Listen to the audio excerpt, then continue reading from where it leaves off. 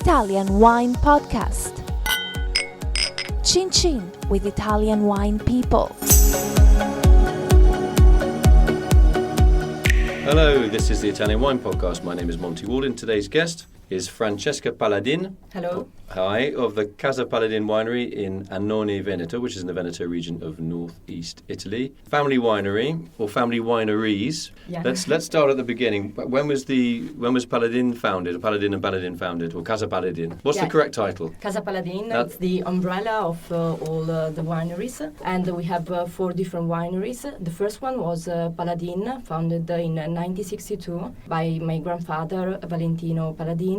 And then we have Bosco del Merlo winery, founded in the 80s, also in Veneto and a bit in the Friuli region. Mm-hmm. And then we have Castelvecchi, Premiata Fattoria di Castelvecchi, which was founded in 2004, and we acquired it in 2004, but it's a really historic winery from 1043. So it has a really long history. In which region? In Tuscany. Okay. Yeah. In which particular region? In Chianti Classico region. Okay. Chianti Classico area. Okay, and the next one? And the next one, it's Castello Bonomi in Lombardy in Franciacorta region. Okay, is that it? That's the whole? That's the whole. Okay, Yeah. So how do you organise yourselves running all these different wineries and branding everything, and how do you do it? We run the main thing in Veneto. We have the main offices for the commercial part, and then we produce, and we have also other people in the different regions for the direct sale. Okay, so the original Paladin winery, what are the main wines that you produce there? Well, in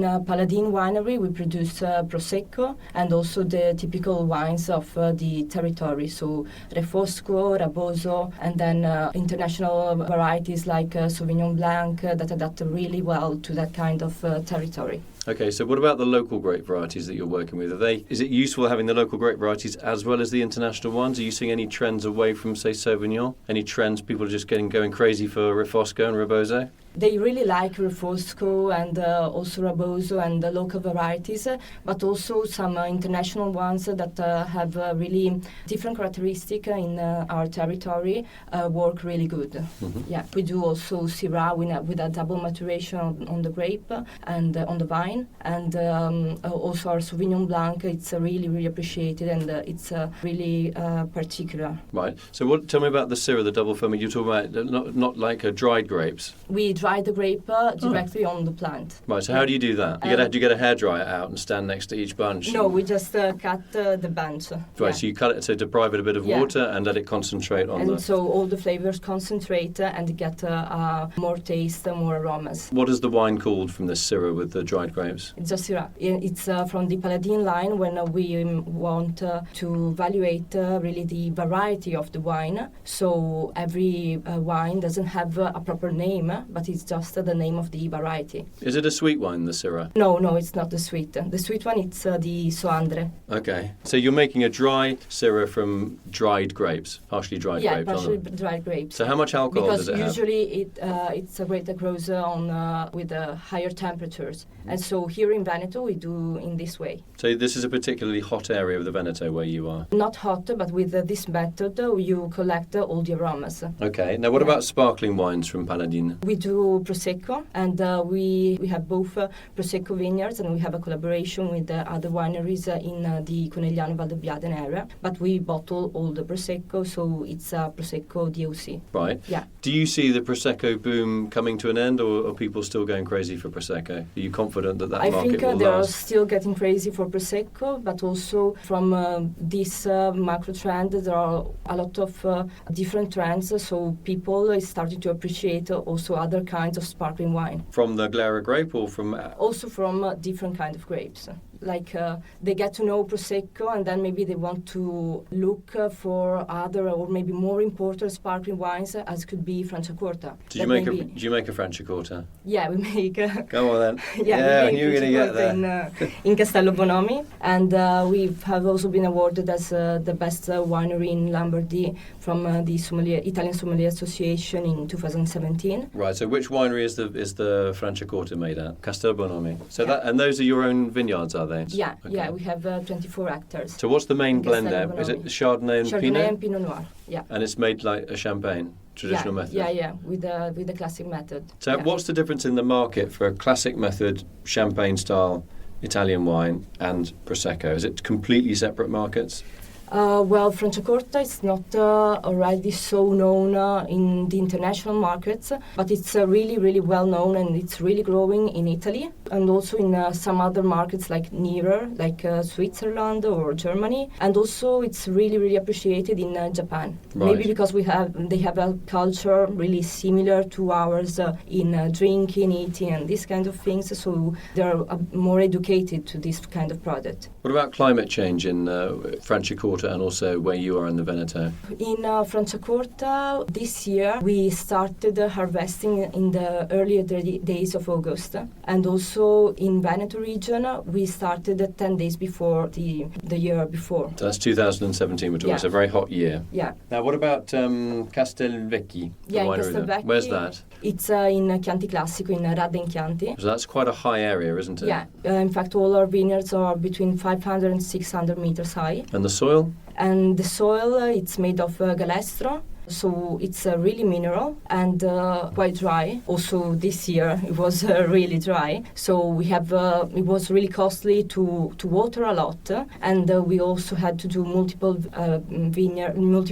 harvests to get all the grapes at the best level. Okay, Yeah. so I've asked other Chianti Classico producers this. Why is Chianti Classico so undervalued by the market?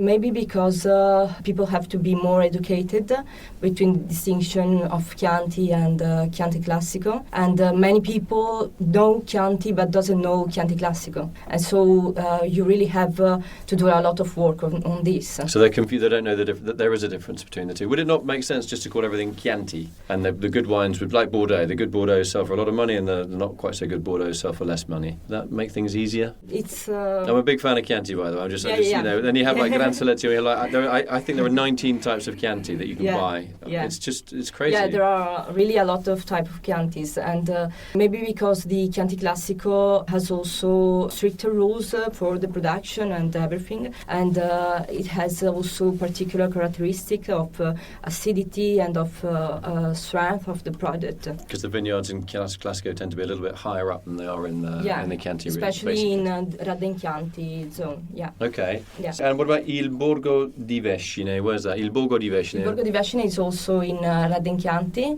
It's a relay we bought near to our winery. So when you say relay, you mean like a hotel restaurant? Yeah, a hotel. It was an old hamlet, a medieval hamlet that was restored, and now there are like it's a big hotel with many small houses that host 3 or 4 apartments. Okay, the Casa Paladin. Okay. So and let's talk about Agricanto. Yeah. What is Agricanto? Agricanto, it's a liqueur we make in Paladin with Raboso grape, almond, and cherry. Okay, how do you make that? It's not like a cake, is it? It's a drink. It's a drink. Right, Yeah. how do you make it Yeah, then? it's a liqueur made liqueur? with an infusion at cold and made with a really young Raboso. Red wine? Red wine, yeah. So then you add which some is, herbs, do really typical of the territory. Mhm. Not herbs, but cherry and almond, Okay, so Yeah. they infuse. and also grappa. Do you have your own? You make your own grappa as well. Yeah. We make our own grappa. So how much? So if we have a litre of infused young Raboso red wine with some flavourings, the cherries, is it?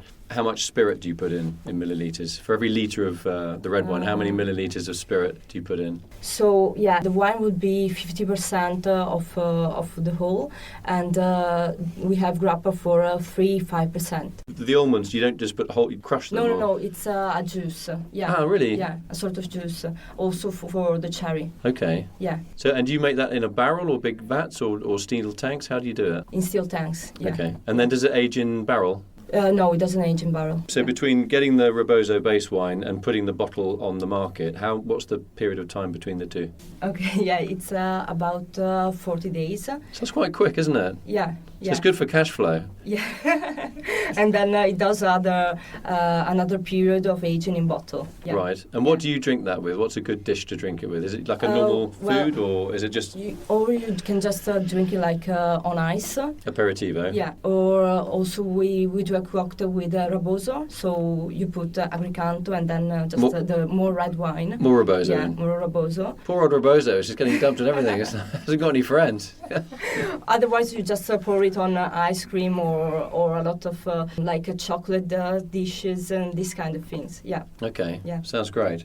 So you have everything. You have a classic red Chianti Classico, you have a traditional method sparkling wine Franciacorta, and you have a simpler Charmat method sparkling wine in Prosecco. Is that right? Yeah. So you've got all the bases covered. Yeah. Okay, and you also make a liqueur. You also make a liqueur called I was going to call it Agrigento, which is a province in Sicily, but it's Agricanto. Agricanto. So Agricanto means like singing farm or singing field. Yeah? Was that why you that's the point. Who chose that name, Agricanto? I think my grandfather did. Yeah. Yeah. So he'd had several glasses of Agricanto when he dreamed up the name, right? Yeah. Okay. Francesca Paladin, thank you for coming in today to talk about Casa Paladin, your family winery in the Veneto, and of course your other wineries in Lombardy and Tuscany. That was the Italian Wine Podcast. Follow us at Italian Wine Podcast on Facebook.